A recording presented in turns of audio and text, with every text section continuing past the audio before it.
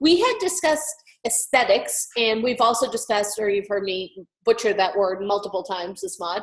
There are a couple of words that I just, my mouth cannot even pronounce them, and the word aesthetics is one of them. Every time I teach this course, I'm like, oh no, I have to say that word again. But aesthetics is a set of principles concerned with the nature and appreciation of beauty, especially in art. So as graphic artists, we are always concerned, or we're always looking at the details regarding the aesthetics of what it is that we are designing. Every design will have some kind of aesthetic. Whether or not you consciously create an aesthetic for a website, it will have one, and people will see it and judge it based on the beauty they perceive in it. Even more, that aesthetic is going to be involved in the communication between site and viewer. You might as well take advantage of the opportunity. An obvious question you might ask, though, is where should the aesthetic come from?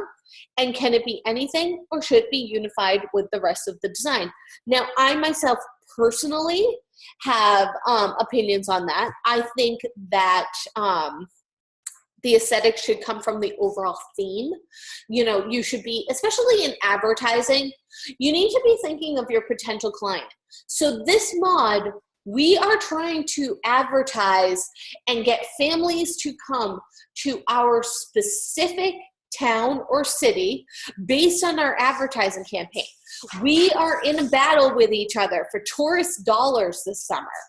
And that is, you know, so when we are thinking of the aesthetic for our campaign, you know, beautiful images, great headlines, something that's going to catch the viewer and make them say, you know what, I need to go there. That's part of the aesthetic. So that should be, you know, when it comes to, can it be anything, or should it be unified with the rest of the design? It should definitely, I feel it should definitely be unified. Some people feel that it can come from anything. It really is an opinion thing. It's all in how you back it up. So we also talked about in web design how to keep your viewer engaged. There should be a wow moment in the first 5 seconds. So we looked at a couple of websites that really had some wow moments in the first few seconds of being on that site. The first one that I had shown you was that Feed Music website, where the water was spinning in the background when the page loaded, and it was just so calming and cool to watch. You know, it was voted, I think, like one of the best websites of either 2015 or 2016, and you can definitely see why. And I believe that that background is possibly now a WordPress theme that you can purchase. Don't quote me on that, but I've seen it a couple of places, and I think that they've kind of like sold it as a theme that can be purchased for anybody to be able to use. Then we had the Ice and Sky website, which had the whole story on the history of climate change, and you had the scientists come in, and it had the soothing music. There was a whole lot going on. You know, when the site loaded, the people came in from the sides, and if you hovered your mouse over them, remember, they moved ever so slightly. I think that really was a wow moment for that website when you loaded it. And when you went to each individual page, there was also, you know, great animation on each of the pages. So definitely check out that website. Then we said how to keep your viewer engaged. Don't copy. Duplicating how another product engages users in its opening moments can be disastrous. And I had shown you the old version of the Sweaty Betty and Louis Vuitton website. And if you recall, I believe it was last week, I went to their new website pages because both web pages have since been redesigned. And I honestly think that Sweaty Betty actually has a better website now than Louis Vuitton. The opening image on Louis Vuitton was seriously startling and not at all pleasant, in my opinion anyway. Some people might think it's really cool. I just was all set. Then some other tips, which we went over last week. Incorporate social media into your site. That can be Twitter, Facebook, Instagram, even Snapchat. A lot of businesses are starting to use Snapchat. A lot of spokespeople use Snapchat, and use it to promote specific things that they happen to be selling. If you see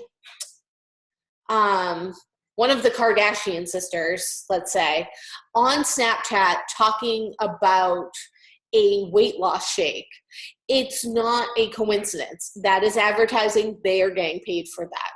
There are a lot of celebrities, anytime that you see them with a specific brand on any of their Instagram, their Facebook, their Twitter, they're being paid to promote that, that drink or that snack or whatever it is that they are schlepping that day. Businesses have gotten quite savvy in the way that they use social media. So when you are, promoting a website, incorporate your social media into that site, because think of it, how many of us have social media accounts, are on Facebook, are on Twitter, are on Instagram, and you probably follow a lot of brands on your social media pages. So, it makes the most sense to incorporate that social media. It's free to make a social media page. A lot of times businesses might not even have a website. They just might have a social media presence, and that's their way of saving dollars. So, it should all be tied in together. Make your navigation easy and intuitive. We don't want to have to think when we navigate through a website. So when we were creating our website mock-ups last week, remember I said, don't reinvent the wheel. Go to those few websites that actually work, take a screenshot, look at how they're laid out. Look at where the navigation is. There's a reason that it's set up that way. Users intuitively know at this point, because the web has been around for 30 years or so at this point, right? Yeah, almost. Users know how to navigate through a website. When web pages first kind of came into being, it was a little bit confusing, like what can you click, what can you not click.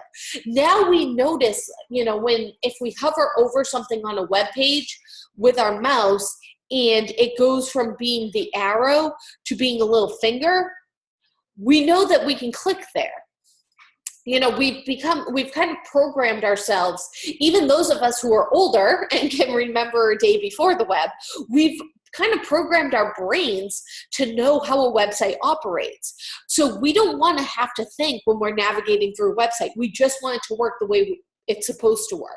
You can use video or other types of multimedia on your site. So that could be slideshow, animations, YouTube videos that you embed, which will actually enhance your user experience. And if you're stuck and you don't know how to design the back end of web design, doing the coding and everything else, there are lots of open source platforms out there where you can kind of go in and customize your website without having to use a lot of coding. Now, one of the programs that Adobe offers now, where you don't have to use any coding and you can create a great website, is Muse. And we have a couple of great Muse classes at this school.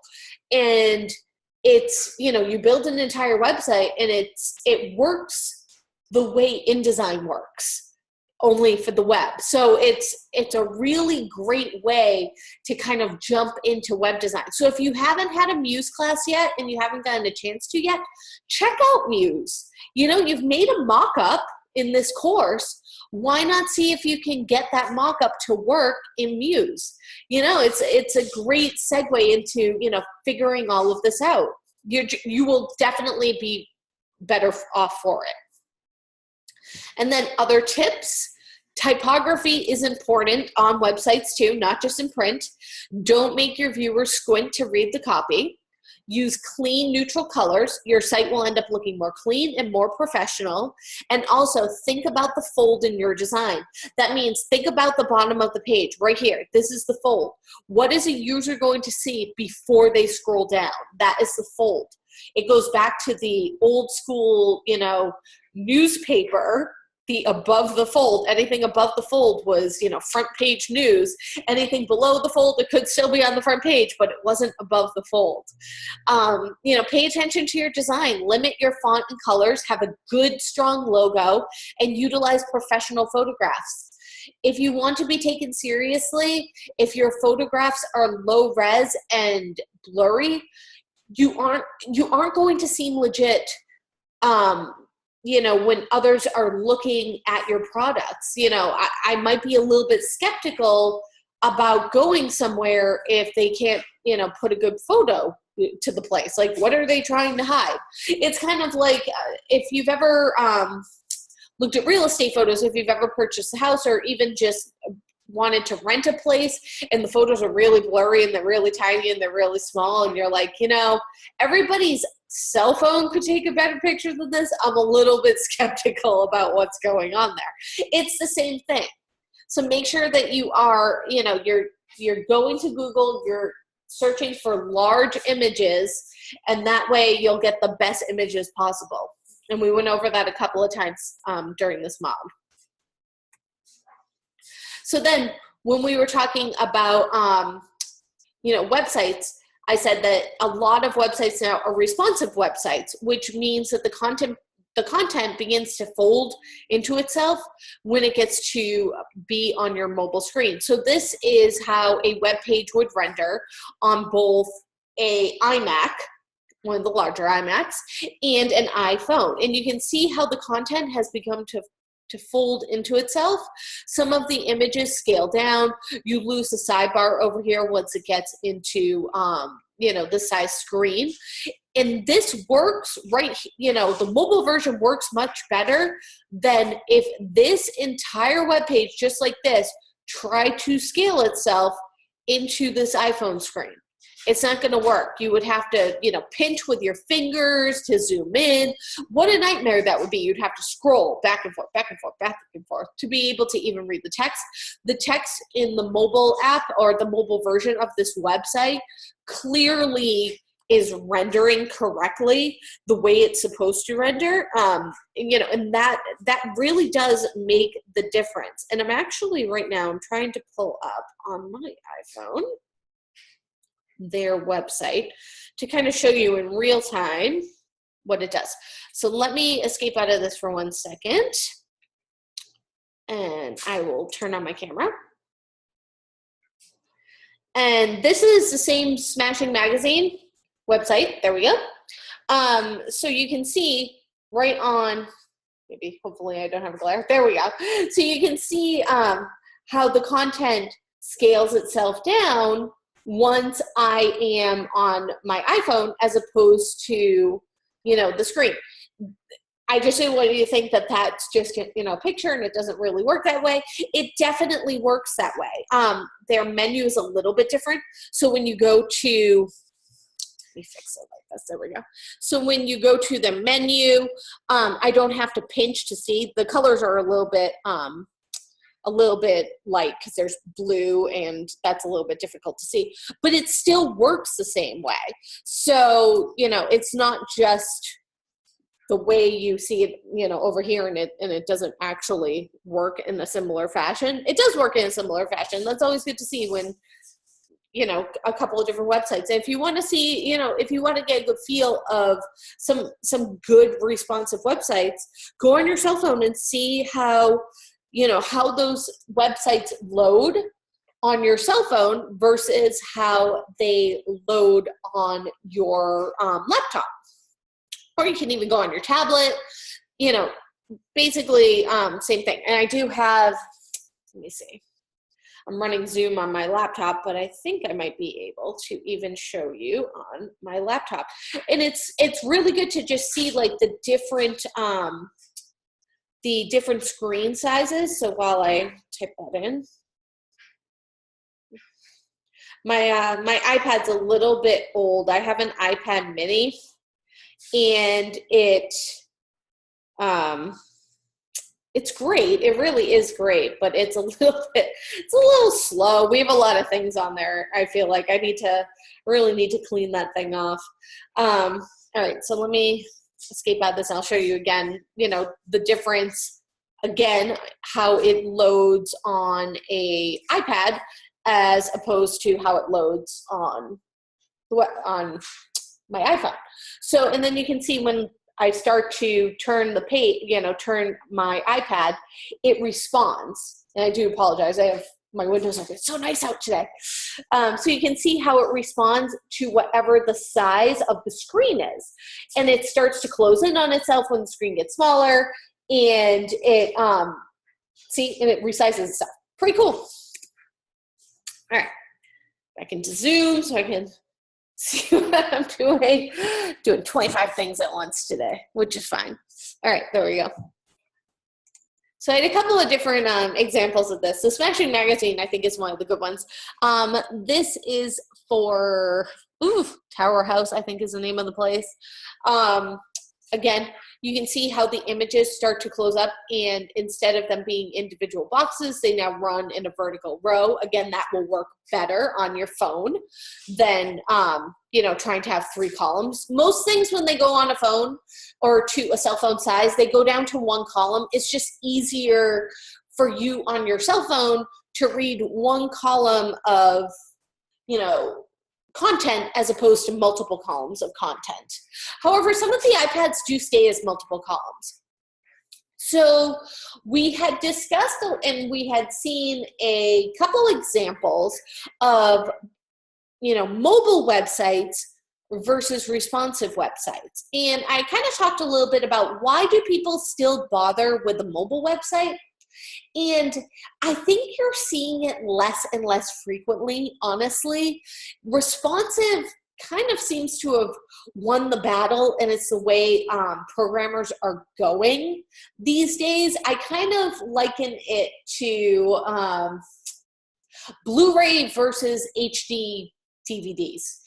They both kind of did the same thing. They showed you your movie in HD. One was a HD DVD version, which worked on an HD DVD player, and then the other was a Blu-ray version, which worked on Blu-ray players. And eventually, when Sony PlayStation said, well, we're going to be able to play Blu-rays, I think that kind of killed the HD DVD.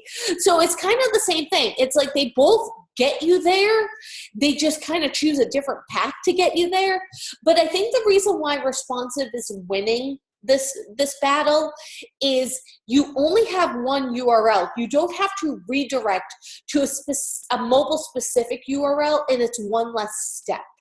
So, and again, if you are updating your site, your desktop site, you need to remember to go in and do the same exact updates to a mobile site. So you're really doing the work twice. With a responsive website, you update it, it updates across all the platforms because you actually only have one website that you are updating.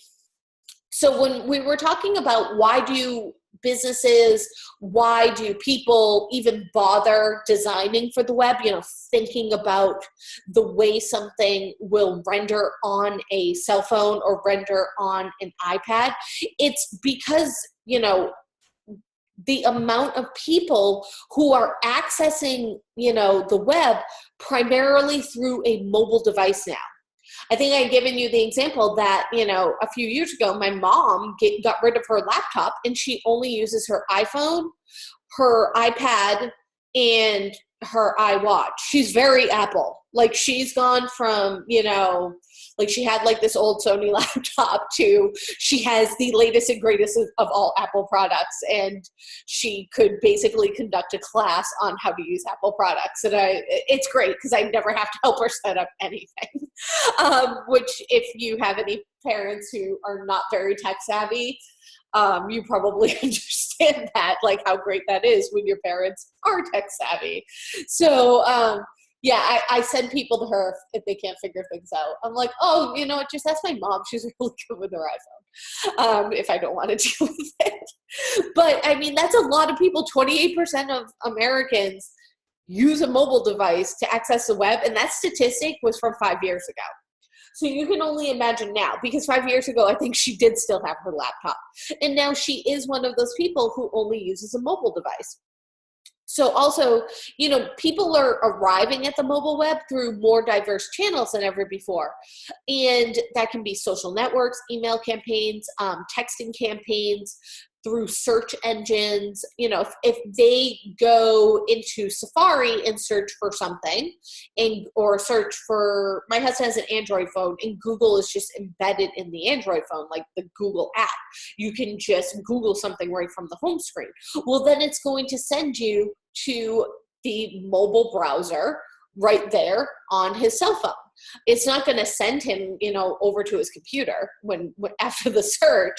So you want to make sure that everyone's web experience is optimized for their specific device. And that's where having a responsive website comes in, because your website, the responsive website says, well, is the screen size that I'm showing on between this dimension and this dimension, or this dimension and this dimension? I'm going to optimize it for the dimension that I'm being rendered on right now. And that's where you could see when I was showing you the difference on the iPad, where if you flipped it, from landscape to portrait, how it redrew itself. It responded to the size of the screen. So again, other than Google Plus, which I think is really phased out, and I think that QR codes are going to be going the same way, if you've signed up for text alerts, for text coupons for a business, when you click on the link, it's going to send you to their mobile website to get to the coupon. I wish that they would just send the coupon in the text. That would make my life so much easier, but they never do. A couple of examples of places that do that is Michael's, and if you ever shop at Michael's, you know that you only shop at Michael's if you have a coupon, and Chipotle. They both send you a text that says that there's a deal. There is a link in that text, and it redirects you to their website, where you then need to load the coupon on their website on your mobile phone. And if their mobile browsers were not up to snuff, and you could never get those coupons to load on your cell phone, there's no point signing up for their text alerts. And they know that. So they know it needs to work correctly. Most of us probably have Facebook or Twitter, the apps, on our phone. So if you click on a link within that app, it's going to open up in your mobile browser. Even now on Facebook has almost, when it comes to reading articles or reading web pages that are linked in Facebook, it's almost like Facebook now seems to have its own browser within Facebook. So to get, let's say on your iPhone, to get to Safari, you actually have to click on something within that little browser it opens up in and say, open this up in Safari, which is new. They're always updating their app, and it seems like most of their updates are really geared towards making sure that that mobile experience works the best for everyone. Some things work only through the Facebook app, such as that Facebook Live. You can only do that through the app. Instagram, you can only upload a picture to Instagram through the app. You can view Instagram on a desktop, in a browser window on a desktop, like say in Google Chrome, but you can't upload a photo that way. It's mobile only. And this is because they know most people, that's how they're accessing the web these days. So again, not for nothing, but some of the mobile websites did have, a few better points. And that just goes to show you that when it comes to mobile versus responsive, there's really no surefire magic bullet at this point to our mobile experiences. And that can also be summed up by saying, look at how many different cell phones are out there right now. You have, iPhones, you have Android phones, but within the realm of Android phones, you have Samsung, you have LG, you have Windows phones, you have, some people still have Blackberries. I mean, if my Blackberry still worked, I would probably still have a Blackberry. I am notorious for not upgrading my phones. I'm they're so expensive. You should keep them for forever. Seriously. I had a BlackBerry for way longer than it was cool to have a BlackBerry. So, it's hard then to tailor a mobile experience to everyone. It's very difficult to make sure everything looks correct on every single different screen, at every single different size, at every single different speed that people have. Some people have really good mobile web and they pay more for it. Some people are, living in areas where they don't have anything more than like 3G, so it's very hard to custom tailor and make a magic bullet that will take care of everyone's mobile web problems. So, if there's one lesson to learn from analyzing all these websites and techniques, is that this stuff is genuinely hard. It really is. A lot goes into making a great mobile web experience. Viewing the mobile web as a wonderful journey and not as a destination is absolutely essential. As we step into the deep end of multi-device web design, we must strive to continually improve our websites and services in order to better serve our users wherever they might be. Not everyone lives in a city where they have great cell reception. I live out in the boonies, and sometimes my cell reception is awful. That's just how it is. We discuss Lane's hierarchy of mobile needs. So at the bottom, it kind of works its way from the bottom of the pyramid up. So first and foremost was access. Users need to be able to access an experience. If they can't access it, forget it. If they can't even get on your website, forget it. Then they need to be able to interact, because basic access to a website is essential. But what happens once the visitor is on your website? They need to be able to interact with your content and be able to get around your website. So that's great if they land on your homepage and it shows that there's links. But what if the links don't go anywhere? They're not interacting with your website. What if your page won't scroll? What if your content doesn't load? It doesn't matter if they're there and there's nothing there for them to interact with. Then we talked about performance, and it's kind of gotten the short end of the stick. And that result can be bulky mobile design that does not load in less than 5 seconds. We are notorious as a society these days. We don't wait for anything. And you and I both know that. I mean, I like to think that I am a very zen person, but I will get super aggravated if something on my phone doesn't load in 3 seconds. And I'm like, where did I grew up as a kid. We didn't even have the web.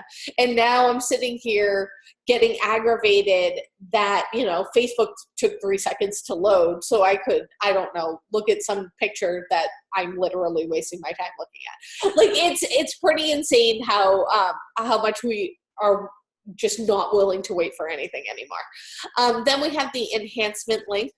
So we don't have to settle on serving a one-size-fits-all experience. Maybe many mobile devices and browsers can do things that desktops cannot. And that's why I was talking about Instagram, how you can upload the photos through your mobile device, but you can't do it on the desktop. The same with Facebook Live. So making the most of these features will take the mobile experience to the next level. All right. Whoops, this says Wednesday, and it's supposed to say Tuesday. Let me fix that. Whoa, wrong spot. Tuesday, and Tuesday's live session. All right, there we go. Sorry about that. Again, and there's another Wednesday. I hate when I miss things like that. I used to do my live sessions at a different time, but I found that Monday and Tuesday were really the best. People had the most time to get, to work on things during the week. All right, so I will be doing a demo in Tuesday's live session. This week, we're going to assemble and finalize all parts of your campaign. So when you're doing that, you should realize that you should have a cohesive advertising campaign. And you're going to also start to mock them up into real, in air quotes, settings. Then you will present all of your work as a cohesive campaign. You're going to use Photoshop to place each of your billboards into logical photos, which will be provided for you. You're going to put your website into a computer screen picture, and you're going to place your logo on a single page and show it both in color and black and white. Know why? because your logo should work well both ways. So let me open up really quickly my logo because I want to show you something that I didn't really go over when I was colorizing it. And I want to make sure that I kind of show you that now. I believe this is my logo. There we go. And I'll go over this again tomorrow. Your first instinct might be to take your logo and go up and say, document color mode, like just grayscale, like turn it to grayscale. And I know that there's a way to do this.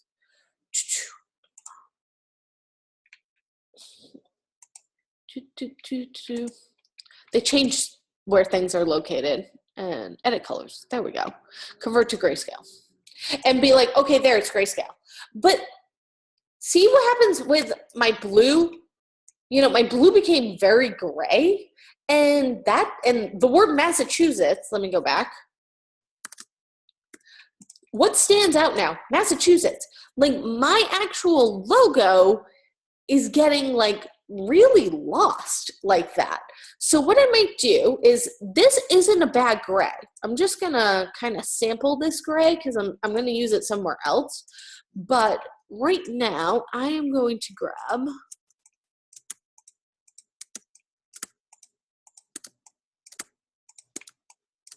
this color right here, and I'm gonna make it black. 100% black. There we go. So that stands out really well. But this is really light, so this is getting completely lost. So I'm going to select that color and turn it to that gray and zoom back out. That, I might even make it a little bit lighter.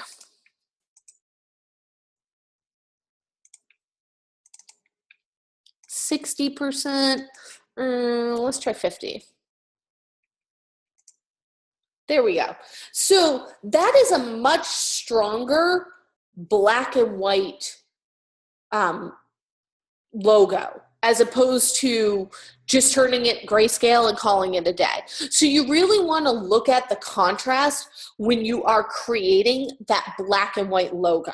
You know, don't get kind of drawn into, oh, I'm just going to convert to grayscale and call it a day, because you need to make sure that that logo is going to work as well black and white as it works in color. Sometimes when we create logos, we create them first in black and white for a reason, because if you have a nice, strong black and white logo, you will have a nice, strong colored logo. So that's something to think about. And I might even, now that I'm in here, might even select same fill color, change that to 40%. Much stronger. All right. So that's, you know, I'll go over it again tomorrow. But this is a much stronger black and white logo. Might as well save it. Save as. Week 4.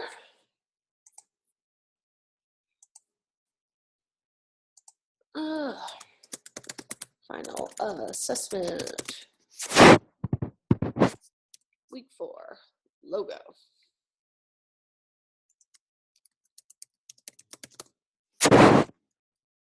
Black and white. There we go. So that way when I open it up tomorrow, I'll be like, I know I already did this. I'm losing my mind.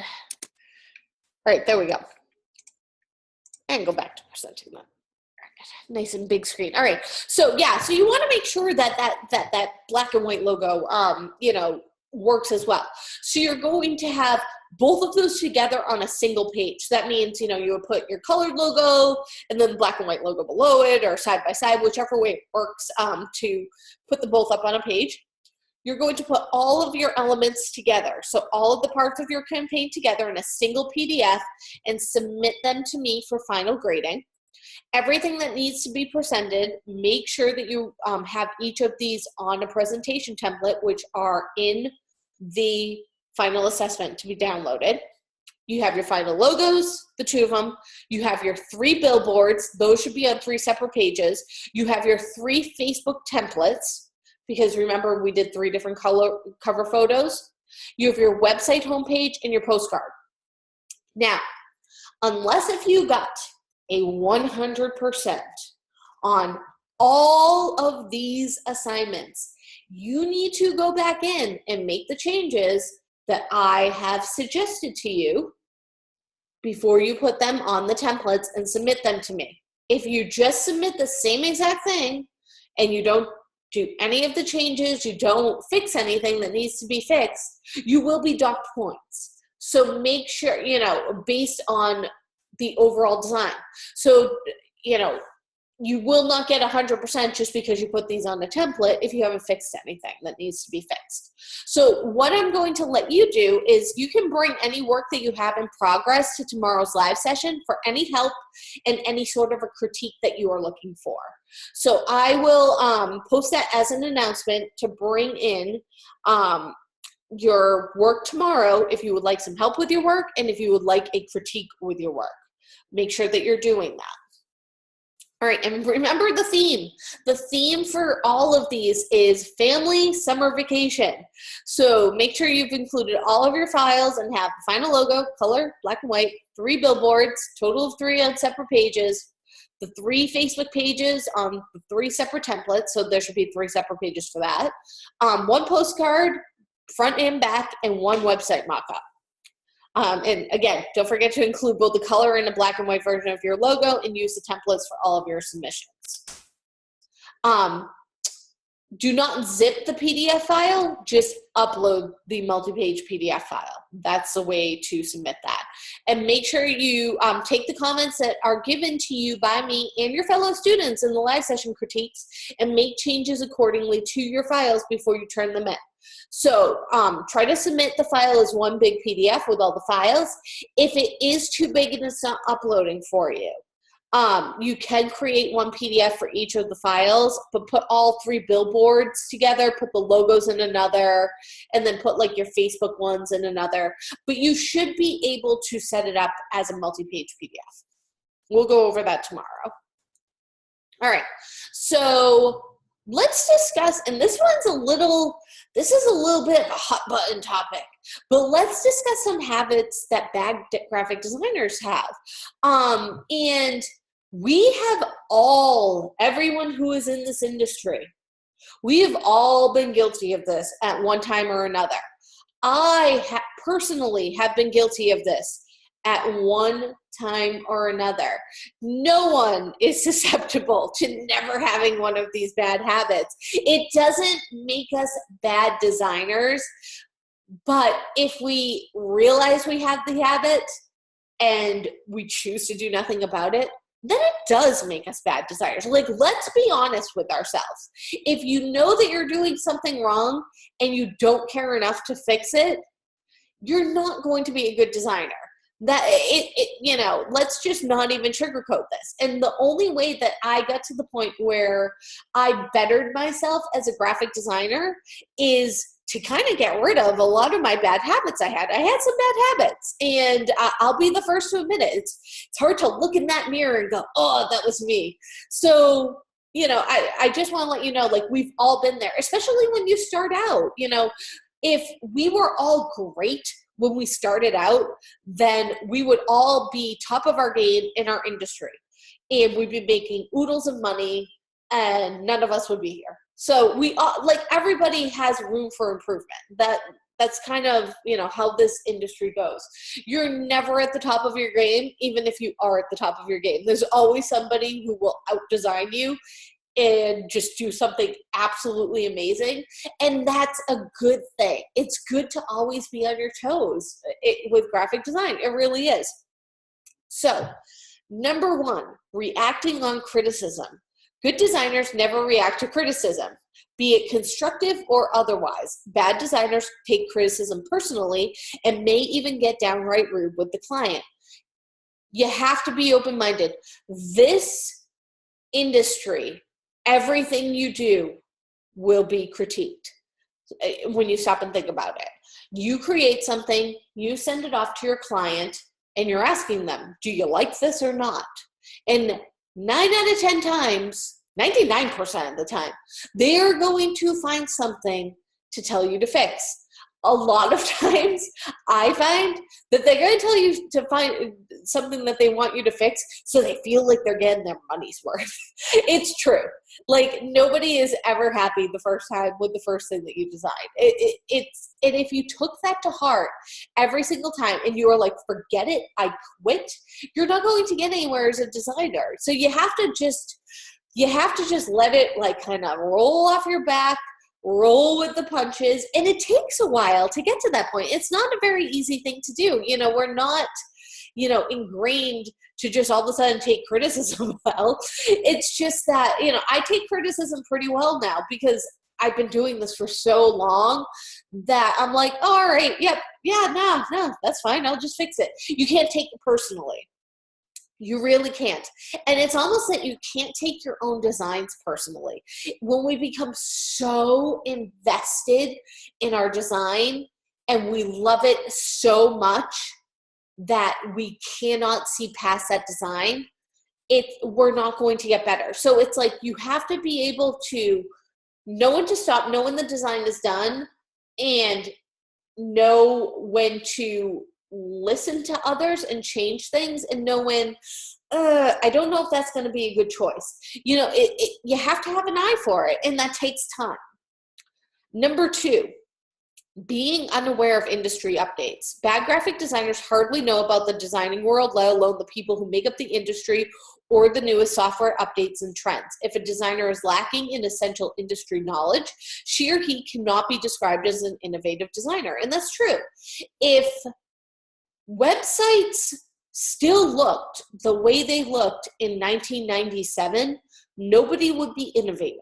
What if Apple's website, and here's a good example, because seeing this always kills me. I'm going to have to Google it because I don't remember where I saved it. 1997 Apple website. Here we go.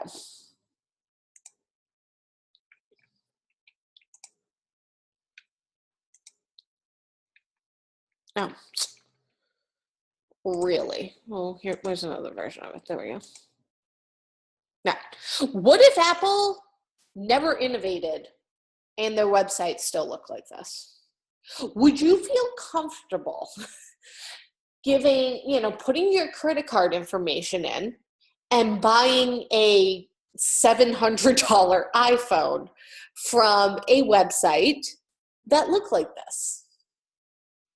Probably not. I mean, look at the difference. This right here, innovation. So if as a designer, you're mocking up a website and it still looks like this, you're not being innovative. This is a clearly 90s design. This is a sleek 2017 design. There is a big difference between the two. Just in the use of gradients, color bars, everything, fonts, this is an innovative design. This is what you want. But that doesn't mean that this is going to be innovative in 5 years, maybe not even 2 years. It might not be, because trends change all the time. So that's what you need to be aware of. Are you being innovative?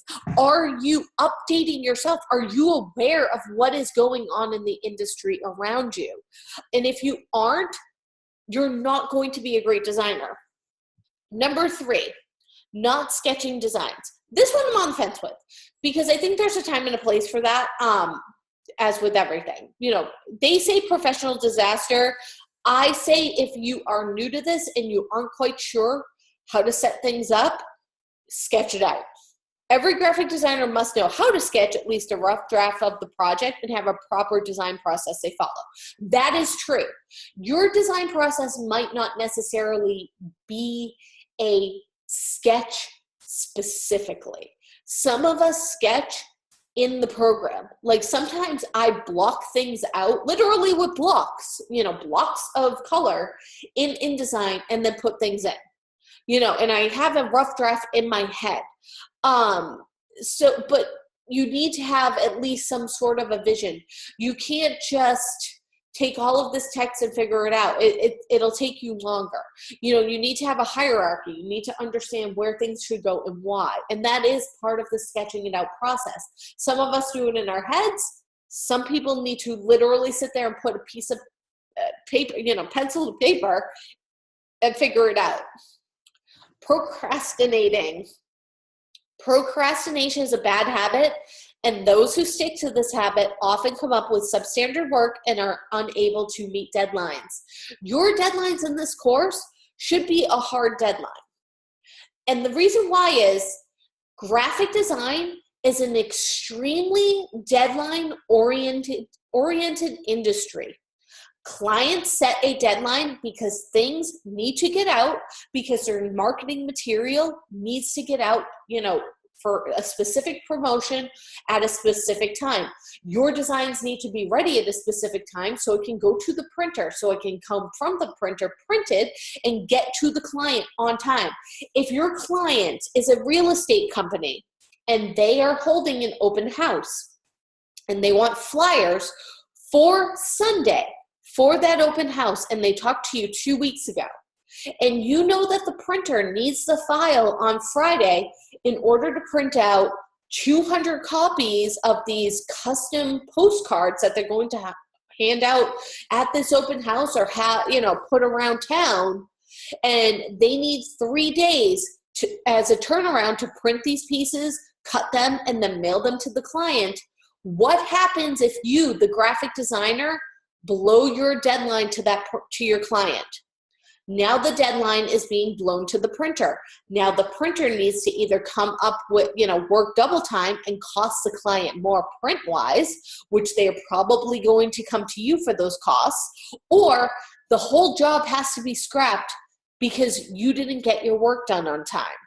So if you are unable to meet deadlines, you will not last in this industry. Graphic design is an extremely deadline-oriented industry. And this goes kind of hand in hand with number 5, being disorganized. If you lose important details, you forget dates, you mix up project details, it won't make you look good as a designer. You need to be organized in this, you need to make sure that you're reading over all of the specifications. If a printer needs something as a PDF, what do you think is going to happen if you send them a JPEG? They're expecting, maybe the guy who comes in and is setting up everything to go to the press, he comes in at 7 p.m., but you sent your files at 2 and they asked for a PDF, but you sent them a JPEG, but nobody got back to you. Well, that's because that guy's shift starts at 7. And at 7 o'clock, he's going to send you an email and say, or he's going to send his boss an email. His boss isn't in the office anymore. And he's going to say, hey, this is the wrong file type. Kick it back to the client. Well, now the boss is going to get the email the next day. Then they're going to email you. Now you now have to send a new file type, but guess what? That guy still isn't going to come in until 7 o'clock the next day to work on your stuff. You're an entire day behind. And then your client might get their work late. So it's extremely important to really pay attention to what may seem like a minor detail to you. In the whole process, it's not a minor detail. So you really need to be aware of that and be organized and, refer back, make yourself notes. I can't explain to you, like my office looks so disorganized because I have so many notes to myself everywhere, but it's kind of a controlled chaos. That's how I work. I write myself notes. I cross things off. I make to-do lists.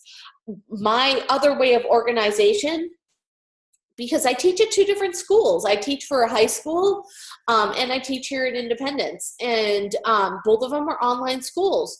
And both of them are completely different curriculums. I only teach graphic design and web design here. I teach English over at the other school.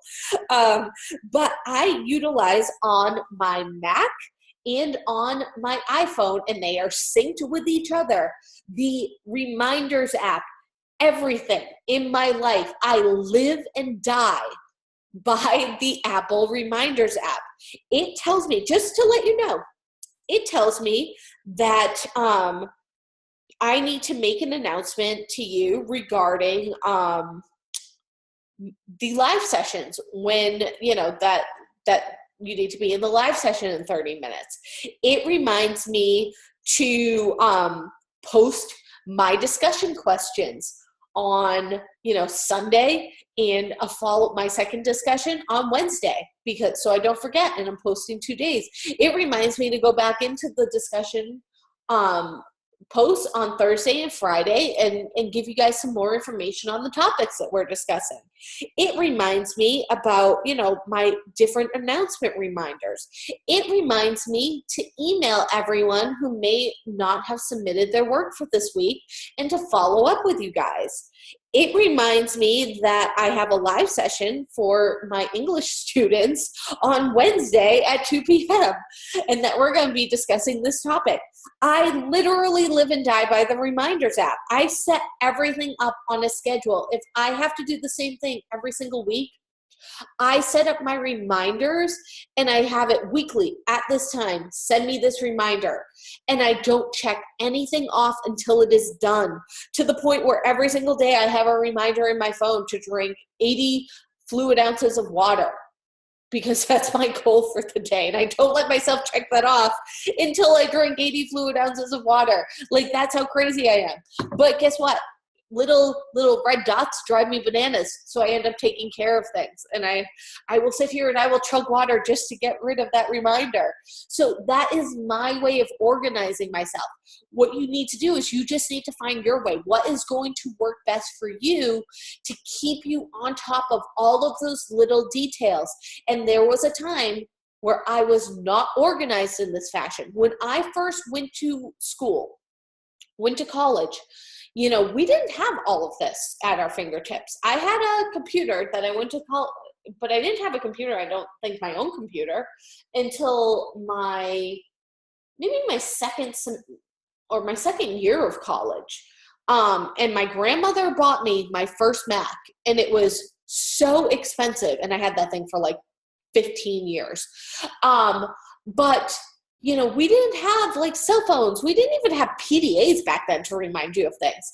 So I had to come up with a system, and my system wasn't that great. And you know what? The first time around, I didn't really do that well in school. It wasn't until I went back to school as an older adult to finish my degree that I really had my time management down.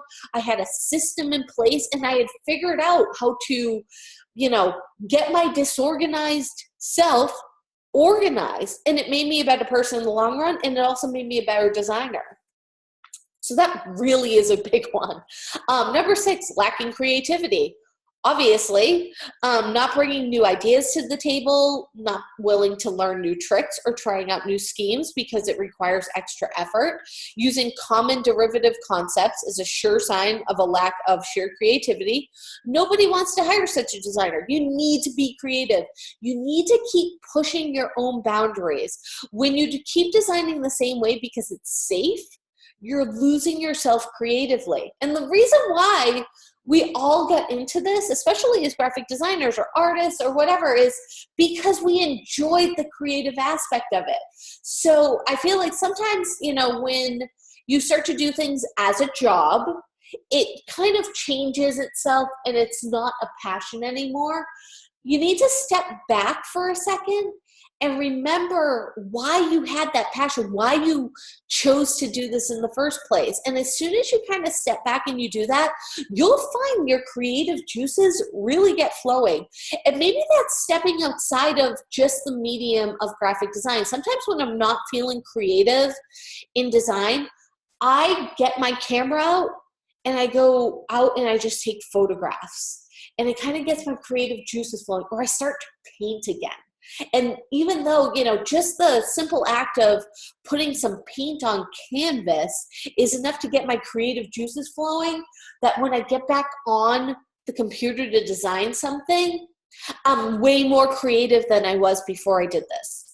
And, that's kind of like stepping outside of your comfort zone, just doing some things, like maybe even just sketching a little bit in a sketchbook, doing some drawings just for yourself, just to get that side of your brain going.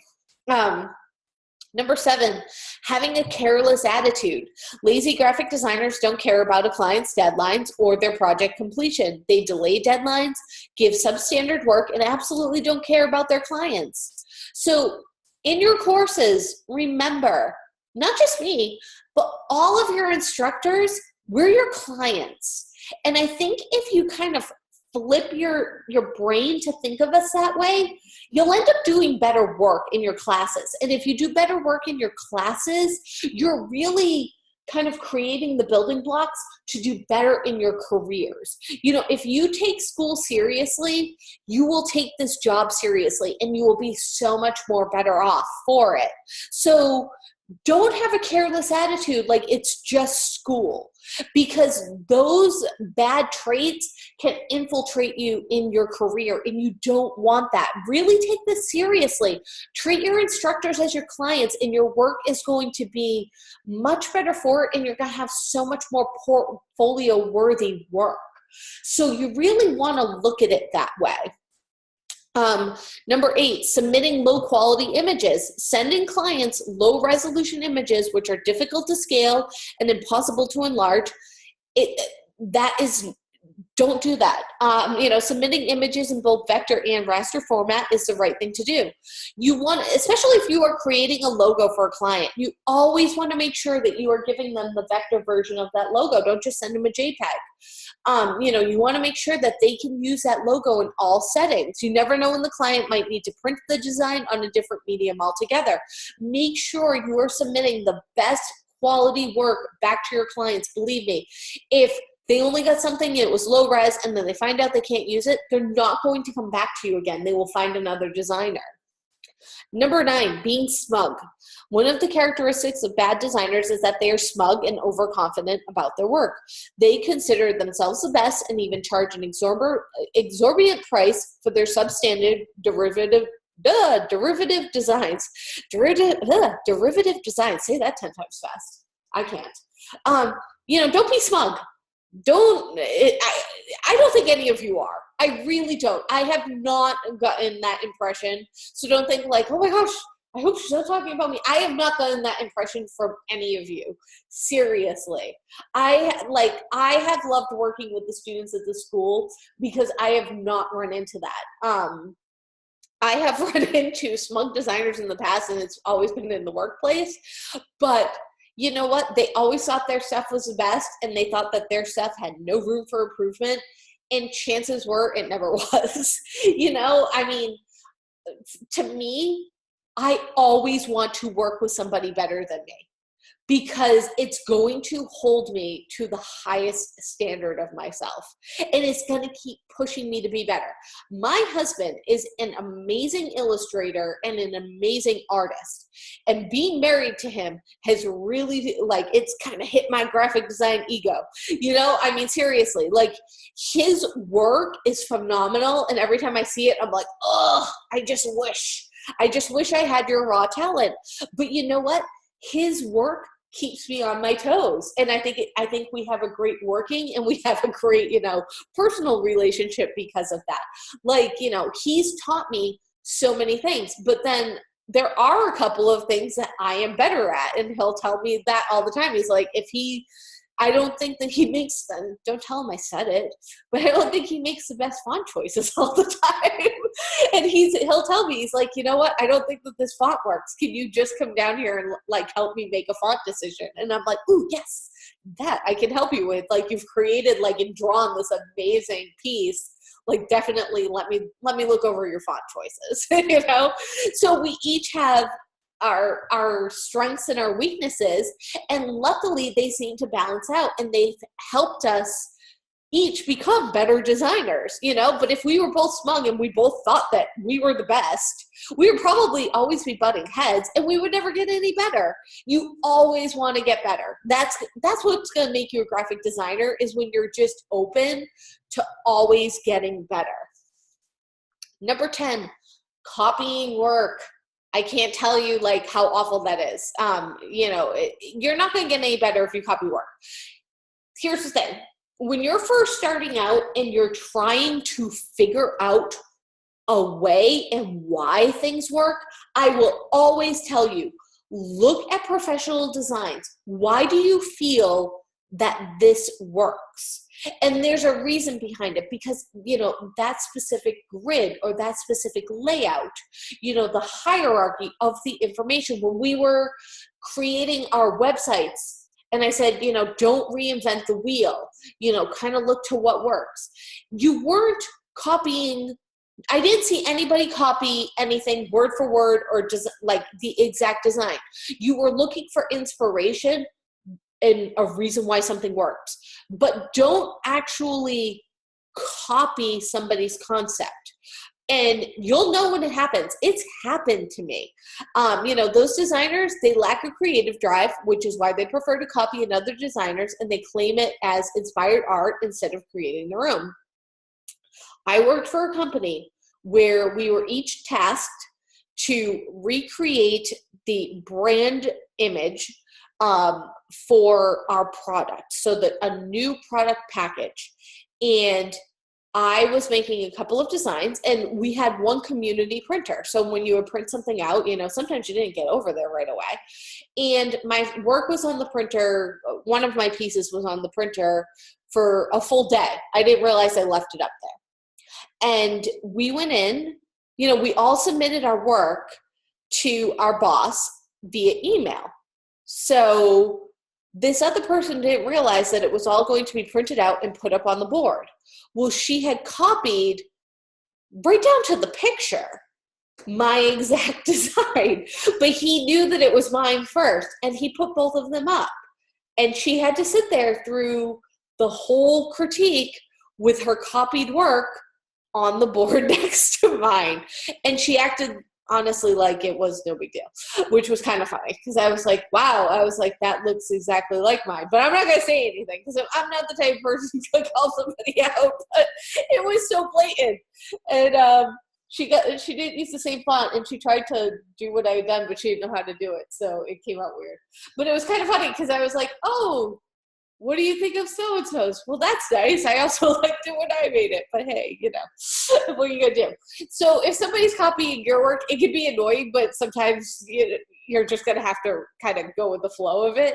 But don't copy exactly somebody else's work and then, claim it as your own. It's really not cool.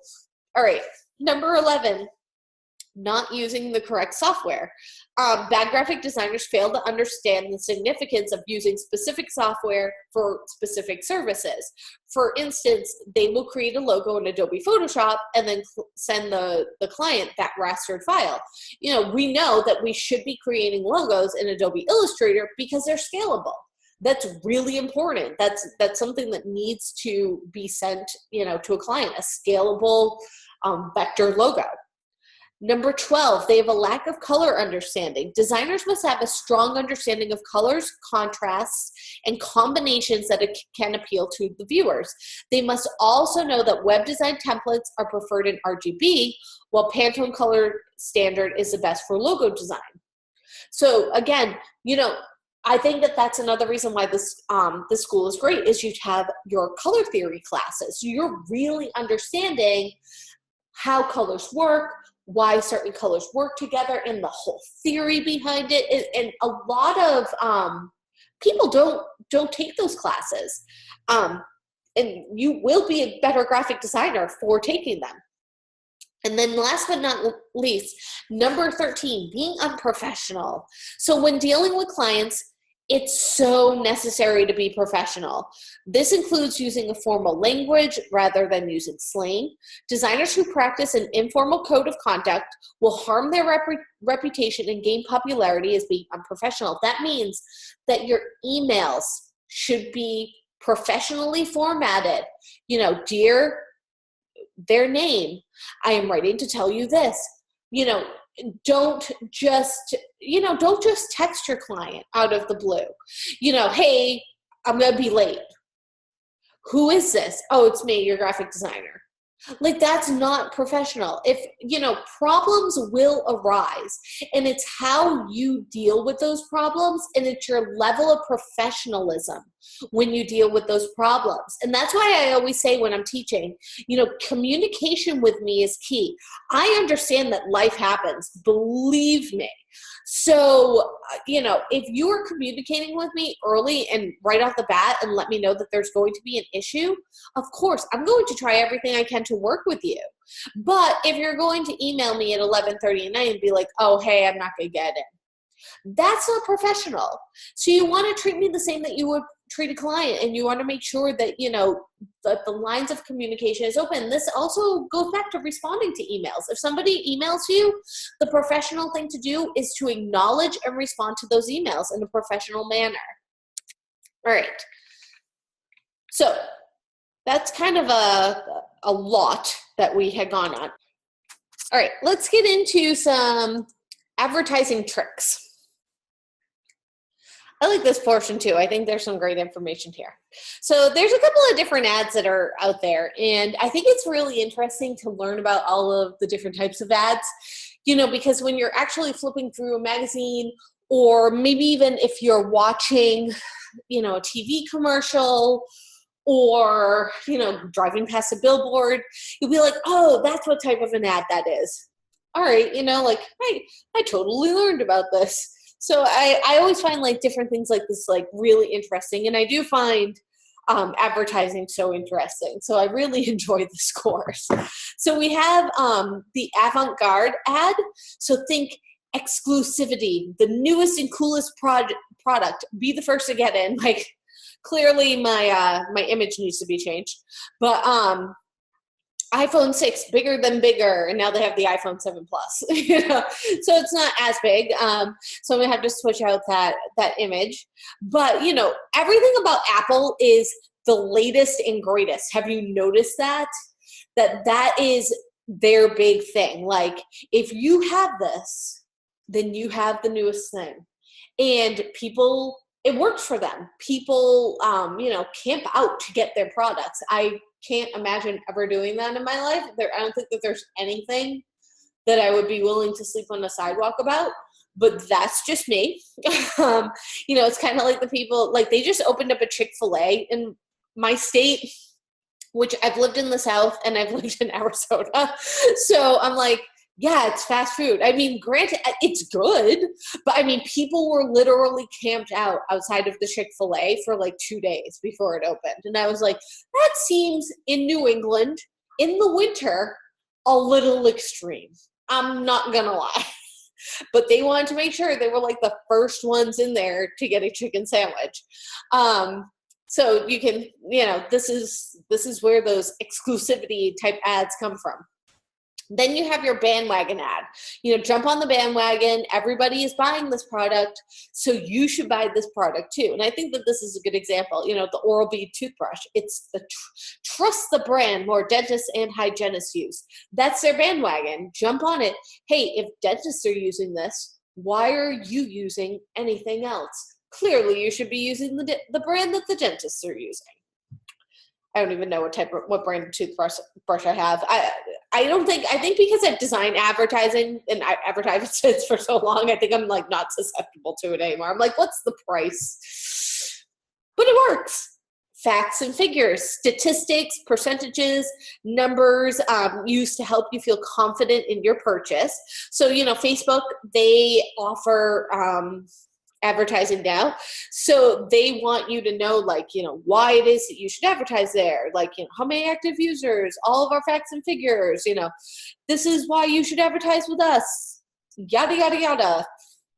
And then you have your testimonials or your celebrity endorsements. So using celebrities or regular people to endorse a product. So Ellen DeGeneres, she has her CoverGirl commercials. You've probably seen them on TV. But she's also in the print ads too.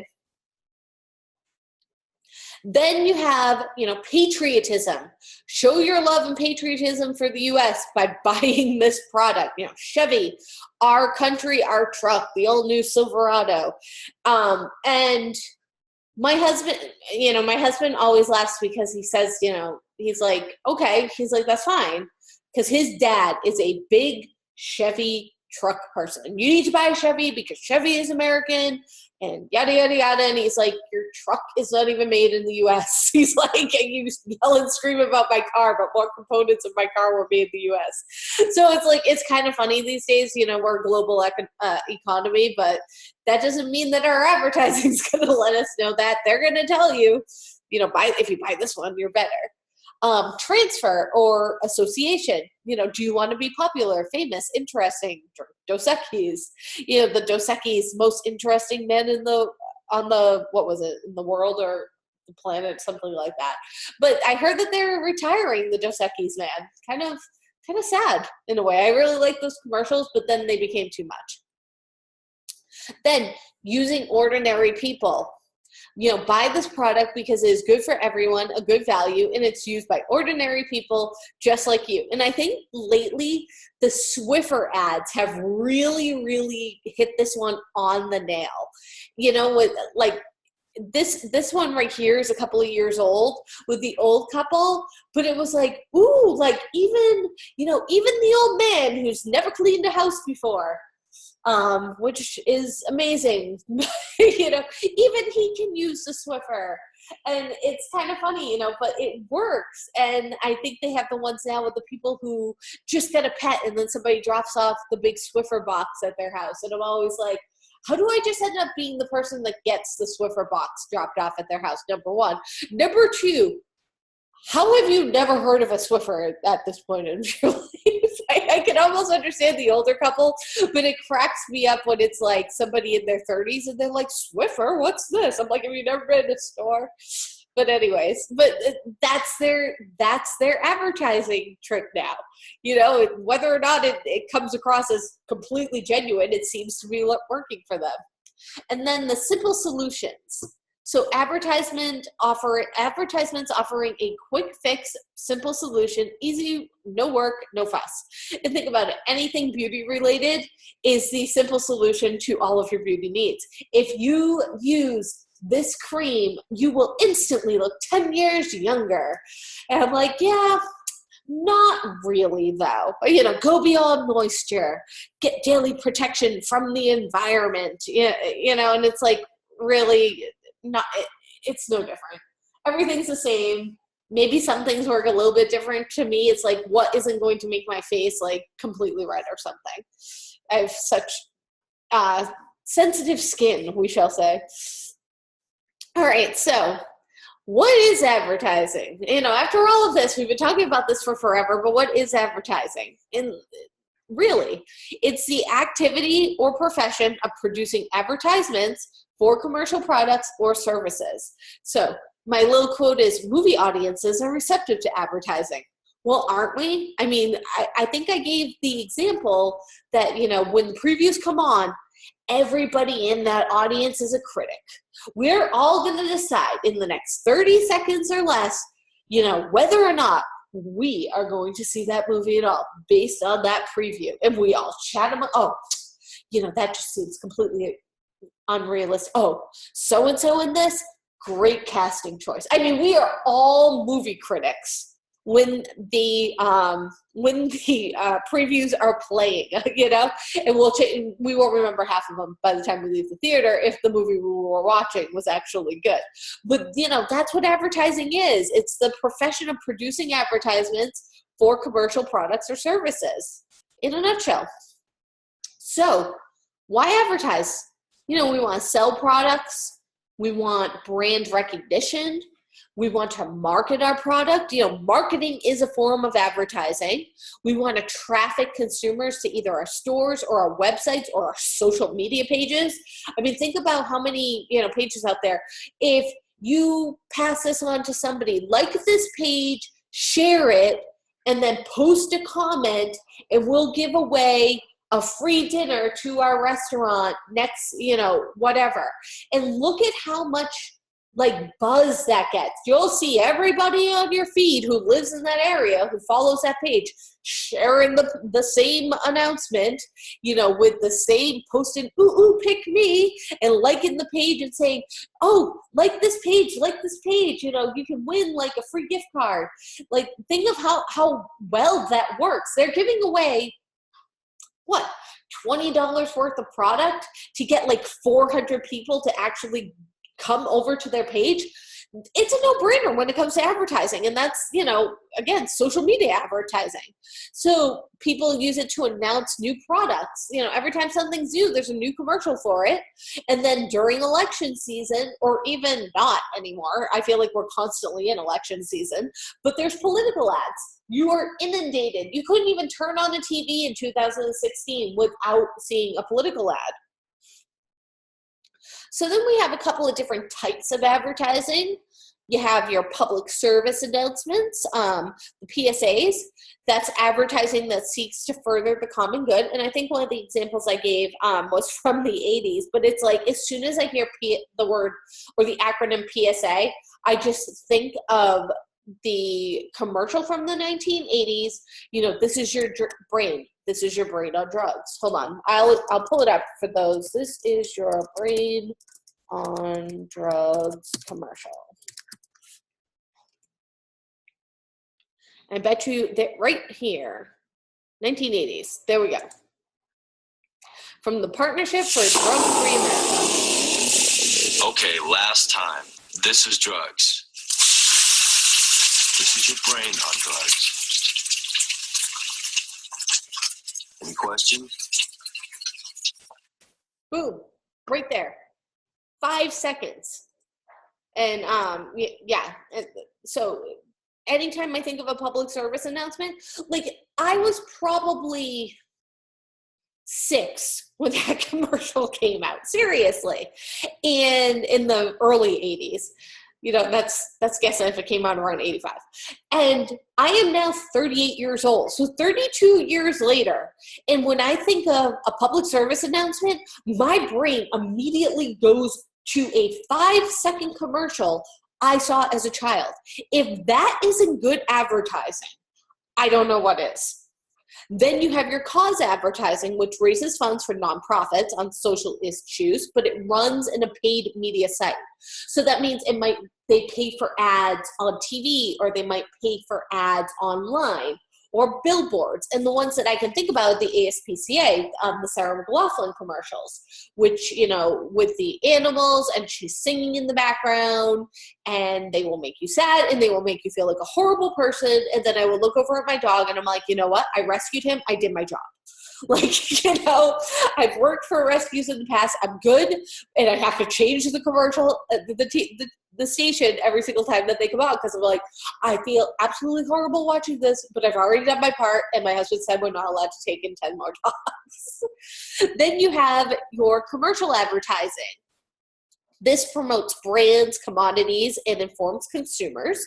So you can have business to business, so from one company to another, or you can have trade advertising, which is consumer product advertising, intended not for the consumer, but for various entities and people who influence consumers. So that's a little bit different. And then I have this ad here, which I thought was extremely clever. It's a print ad, and it says Ice Ice Baby, and it's for thermal and sound insulation. So, thermal, keeping the cold out from the baby's room, or keeping the songs out from the baby's room. Kind of works both ways. I thought that was an extremely clever advertisement. And then, where do we see advertising? I think the question today is, where don't we see advertising? Like, that would be a far better question.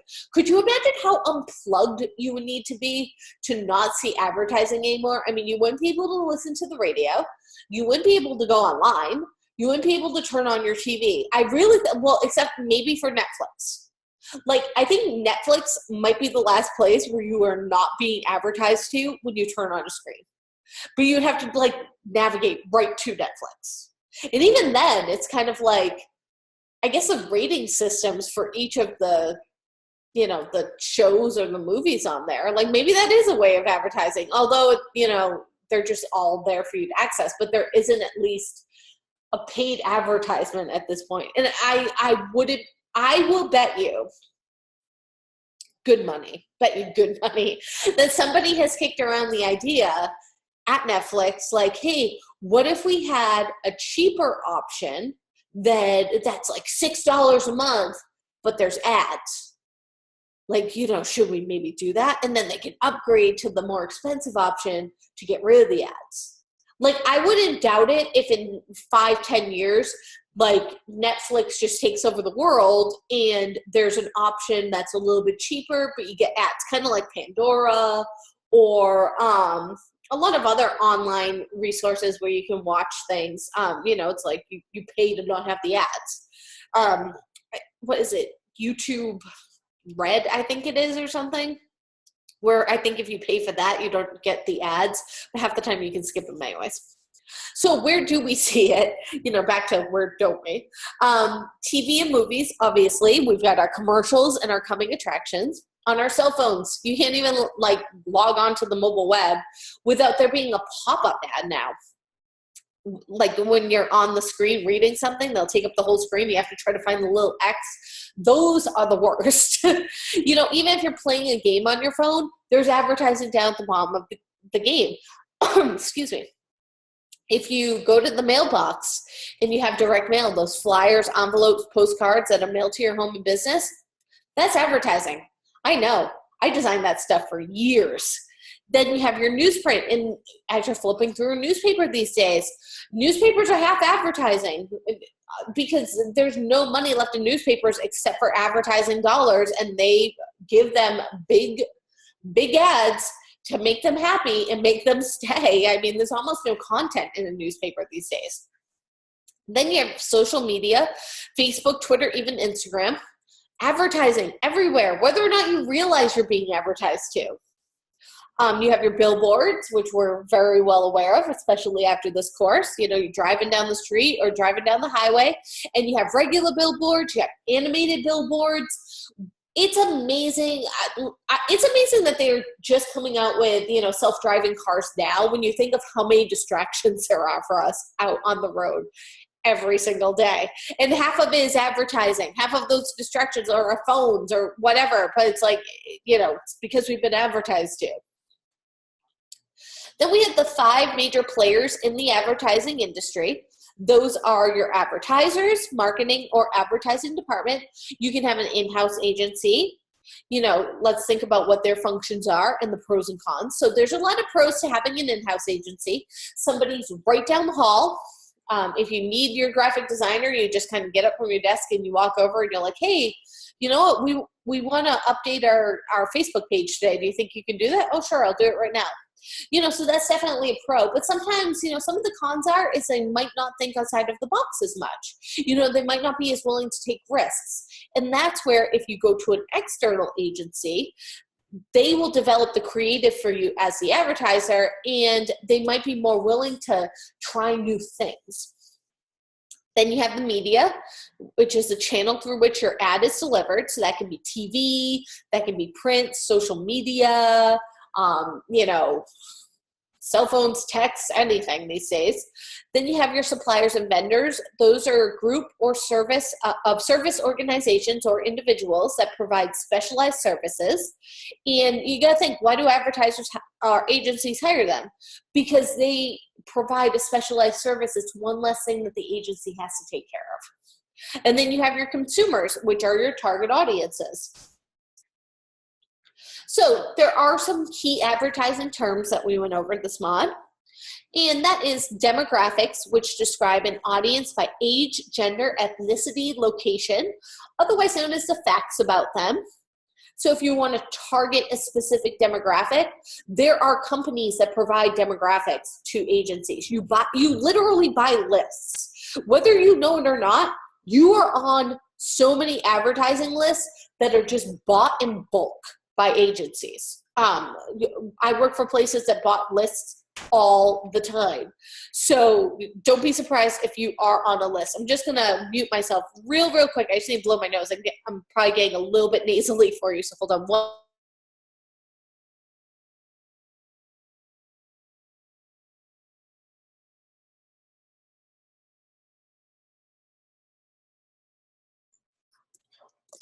All right. Thank you. And now we can carry on. Hopefully you can hear me a little bit better. Then you have your benefits, the features of a product that are highlighted to customers and ads. There are really only two great benefits, better and cheaper. We know that. I mean, when you are buying something, is it better and is it cheaper? Okay, I'm sold. An ad may highlight the supposed emotional benefits of owning a product, meaning that you'll be happier, you'll be more attractive.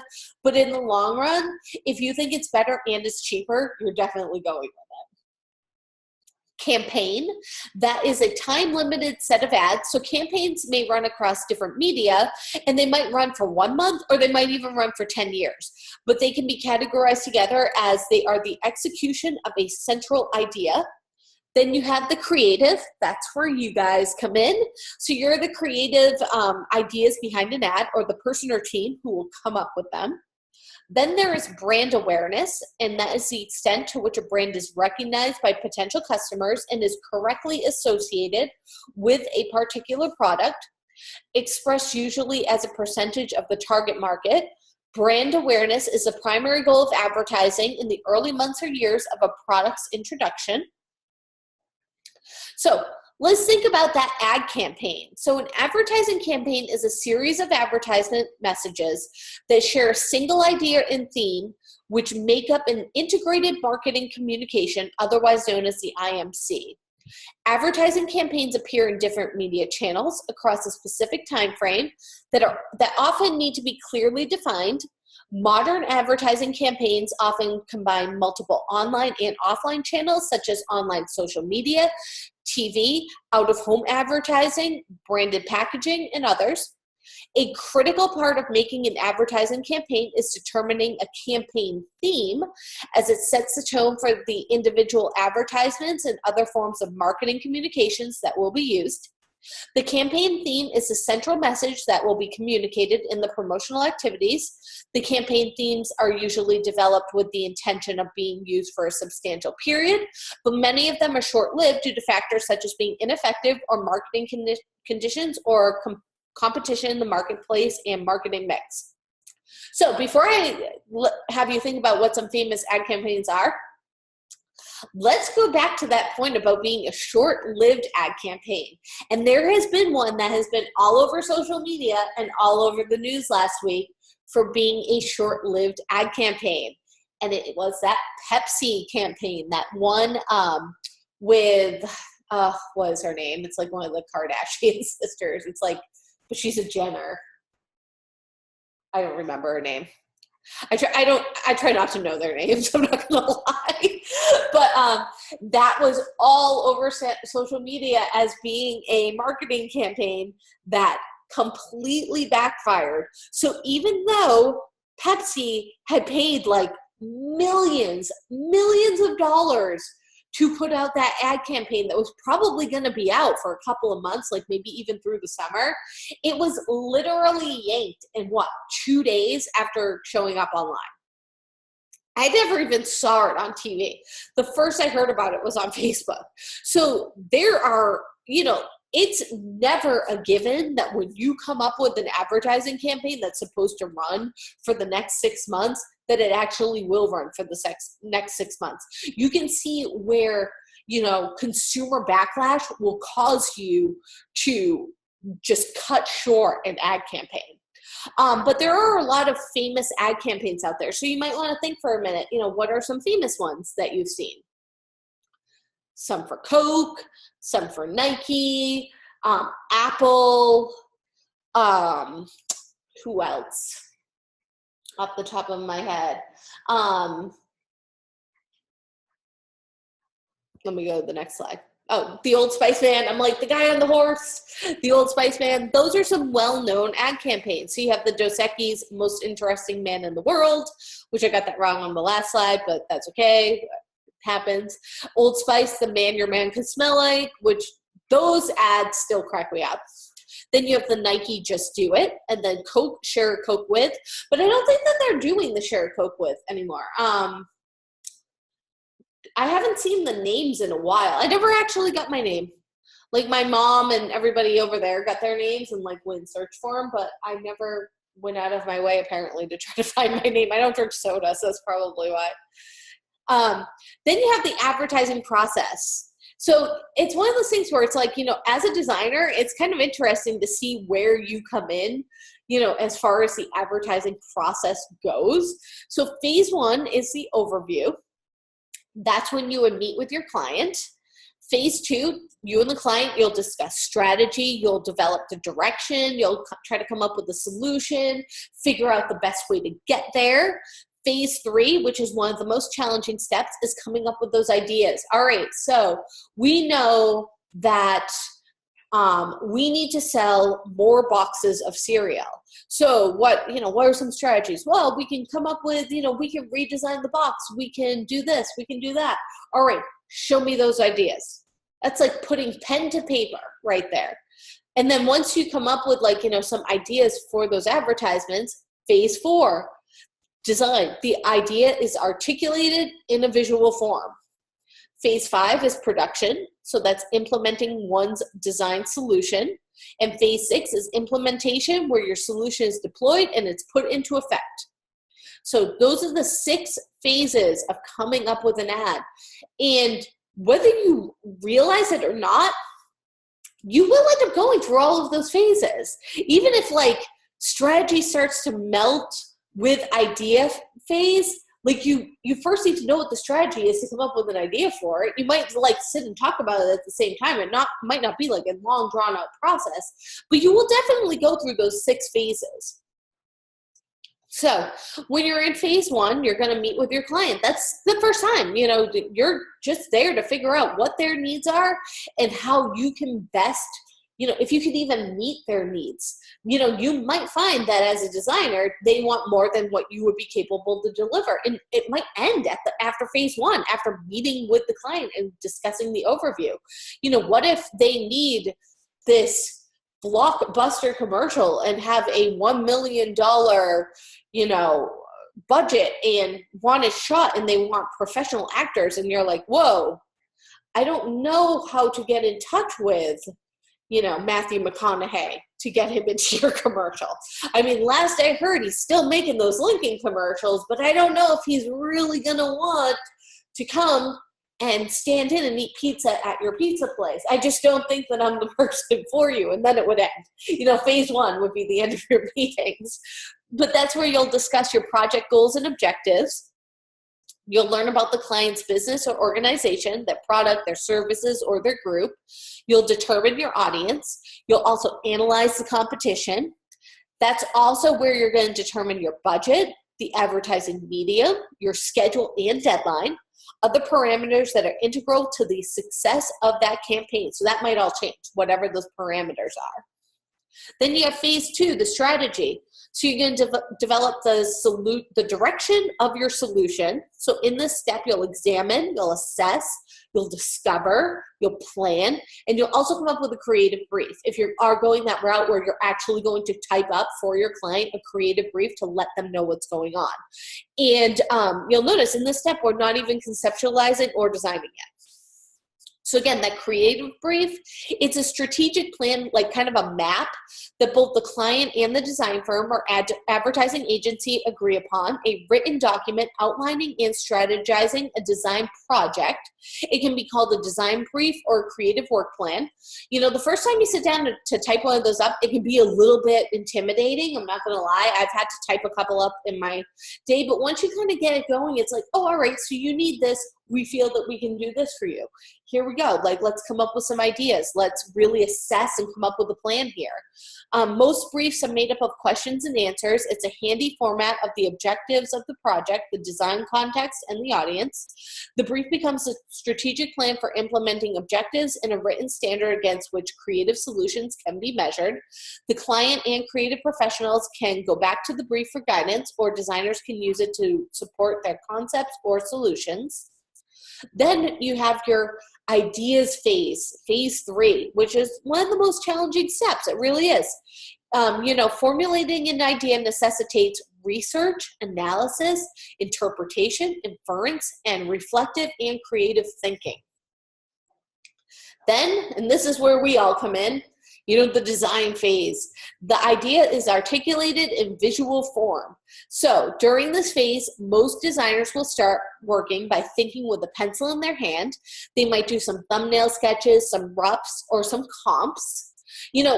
Those, a great thing where we were talking about, sketching out, the web page that you designed in Photoshop, that is considered a sketch. That is considered a comp for a client. You didn't sketch it out on paper, but that's not a fully functioning website. It's just a Photoshop document that shows what their website could be if they went with you. That is a sketch. That's part of the idea, the design process, and is part of that thinking with a pencil in hand phase. Your pencil just happened to be Photoshop. And then there'll be several distinct and targeted options that are presented to a client for review. So think about, the other way you can think about it is all of those different cover photos, the 3 different cover photos that you came up with. Those might be the 3 different options you would show your client. Like, here's one option where we can go with this photo, with this headline, or we have this option. Same with your billboards. So, these are all parts of that design process. Like, you may not realize it, but you are actually taking part in the whole advertising process this mod. Then you have production. So implementing one's design solutions. In a professional setting, various digital solutions involve interaction models, user testing, a detailed wireframe, functional specifications, development activities, quality assurance, and an exit criteria, so once the testing is complete.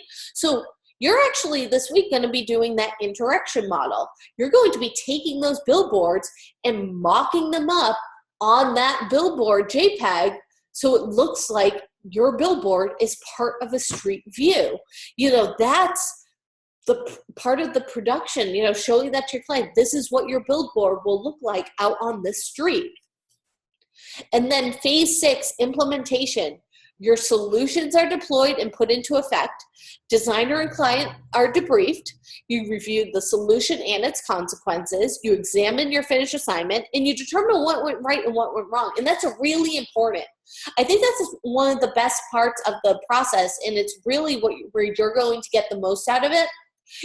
Every mod, you fill out a form when you log in where you grade me as your instructor. And that's your way and my way of seeing, what went right and what went wrong this mod when it comes to me. And then every time you submit a, assignment or assessment to me, that's where I determine with you what went right and what went wrong when you implemented your designs. So we're both doing this. If you kind of start to think of it this way, you can see how you're part of the whole process, and the process begins to make a little bit more sense. All right. And then we had the anatomy of the ad. So most ads will have a logo, a headline, a slogan, some body copy, and an image. So that's most ads. So you can see here on this BMW one, you have your logo, you have your nice image, you have your headline, you got some body copy, you have a slogan down here, and this is just some extra stuff. But if you get them with this, chances are good they'll read this. You want to get those eyes in there. Then we have some good logo examples. The FedEx logo, I still think, is one of the best designed logos, even though FedEx, for some reason, can never find my house correctly. I still really like their logo. You got the arrow right here. This is just, so great. Then you have Adidas, Disney, also great. Amazon, making the smile from A to Z. Target with the bullseye. WWF, and then Starbucks, which makes me think I really need a coffee. And then what makes a logo great? Simplicity, allows for easy recognition, it's memorable, has an instant impact, it's enduring, it stands the test of time, it should not feel dated or stylized. That's really important, and that's also really tough. It's versatile, so it can work across all mediums, print, web, or TV, and it's appropriate for its intended purpose. So when you're designing a logo, you want to think about the theme of your campaign before you sketch. You want to do your research before you sketch. And consistency. Utilize colors that will be used throughout your campaign and make sure the logo can be used throughout your campaign. If it only works on a billboard, and it wouldn't work on a business card, you haven't designed a great logo. And let me see how many we have. 10 minutes left. How many? Ooh, I don't know if I'll get through all of these. I'll go for the next 10 minutes, and wherever I land, we'll just call it a day. And I'm going to post the slides for you. You'll be able to read them on your own. So we have billboards, which are, those very large boards. And then we had our 6 rules of billboard advertising. So 6 words or less is ideal. Get noticed, but don't be a huge distraction. This is not a place for direct response. Be smart, but not too clever. And then the more billboards, the better. And don't say it, show it. You had your magazine ads. So you want to grab attention. You want to keep attention. You want to be relevant, and you want to serve as a call to action. Here's 2 good examples of ones. Then you have your newspaper ads. These are 2 newspaper ads that I have that I've created in the past, and they're usually just so inundated with copy and content. There's no way around it. If you ever end up working for a newspaper, you will find the proverbial 10 pounds of garbage in a 2-pound bag all the time. They want everything in there, figure it out. So, it's definitely, newspapers aren't the industry it once was, because they're losing their readership to the internet, and they use a lot of call to actions.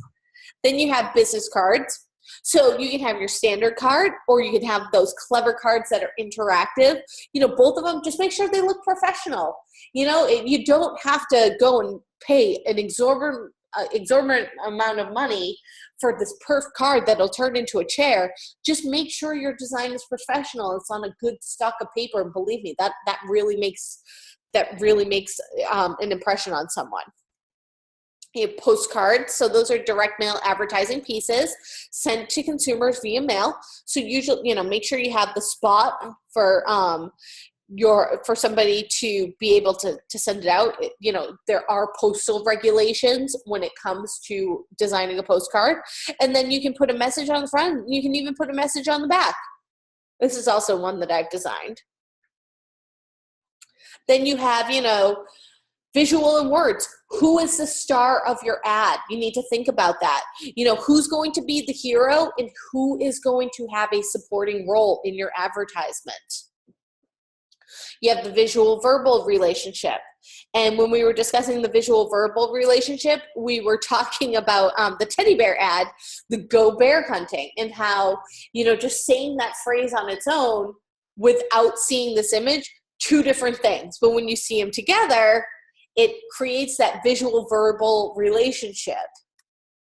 Then we have our visual driven ads. So those ads usually just have an image, and there's no copy other than the sign off and usually the logo. So this one did not need any ad copy. And then you have your copy driven ads, which don't have a central image. They usually just have the logo and then a headline and some body copy, and we've got everything we need alone. We've got everything we need. We need a loan, So how it can be read both ways. That's definitely a very clever copy-driven ad.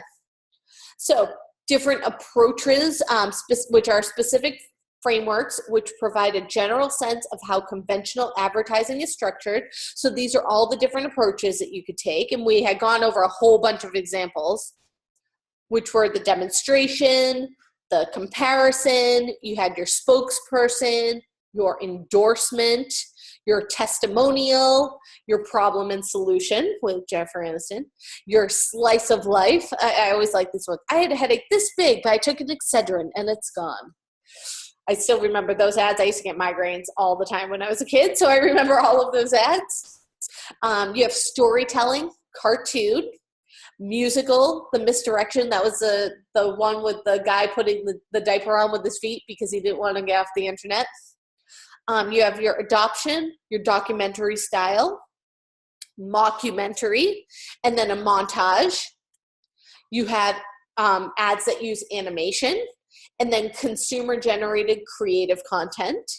You have your Podbusters, and then entertainment. That was that gorilla playing the drums for the Cadbury milk chocolate ad, which still cracks me up every single time I see that. And then you have your gags, stunts, and pranks, which was at Pepsi Max with Jeff Gordon. That's one of the best ones that's out there. Then we had call to action in advertising, or CTAs, and that is an image or a line of text that prompts your visitors to take action. It's literally that is a call to action. And you'll know them when you see them. Click here, subscribe now, place this in your, put it in your shopping cart, whatever it is. We discussed visual hierarchy. Again, really important. What do you want your viewer to see first, second, and third? So your eyes are here, then here, then here. Isn't that fascinating?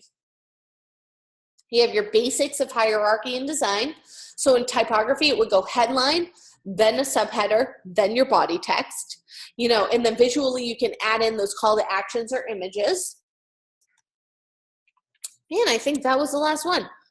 Wow, I got through it. 72 slides today. All right, that might be a world record with, 2 minutes to spare, basically.